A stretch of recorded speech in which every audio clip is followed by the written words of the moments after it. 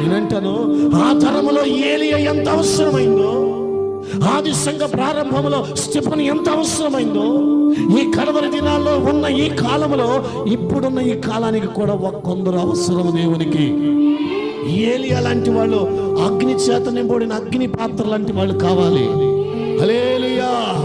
Stephen లాగా దేవుని అగ్ని చేత నింపబడిన అగ్ని పాత్ర లాగా కావాలి కొందరైనా.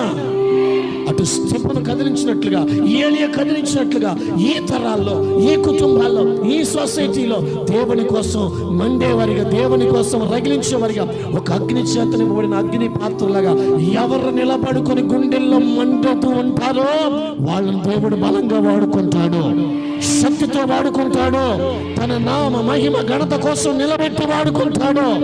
ఊహించిన కార్యాలు చేయగల సమర్థుడు. నేను ఒక్కటే అడుగుతాను, ఈ తరంలో నువ్వు ఉండగలవా?